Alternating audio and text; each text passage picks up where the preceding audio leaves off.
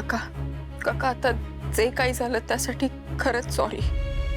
पण अहो तुम्ही त्यांना पैसे का दिलेत? आणि ते तर असं बोलत होते की तुम्ही त्यांना आणि ते तुम्हाला खूप आधीपासून ओळखतात।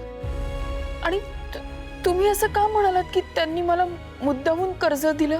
हो, चांगलाच ओळखतो मी या माणसाला।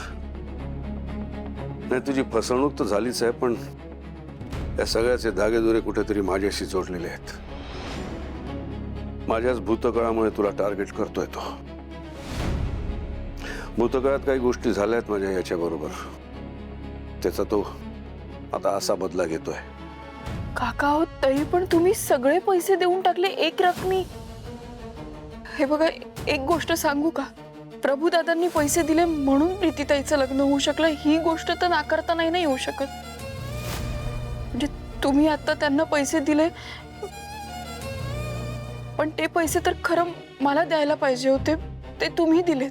पण काका तुम्हाला सांगते की मला जसे त्यांना पैसे द्यायचे होते तसे मी आता तुम्हाला देईन।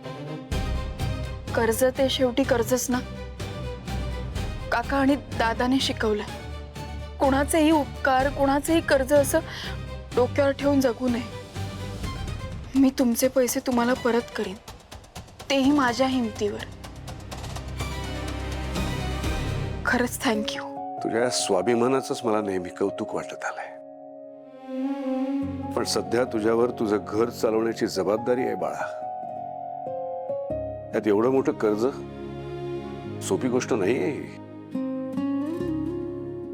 ते बघ, तुम्ही दिलेले पैसे सुद्धा कर्जच समज, पण ते पैसे परत करण्याची अजिबात घाई नाहीये।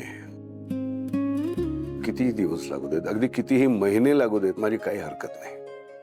काका तुमची हरकत नसेल, पण माझं मन यासाठी मला परवानगी नाही देत।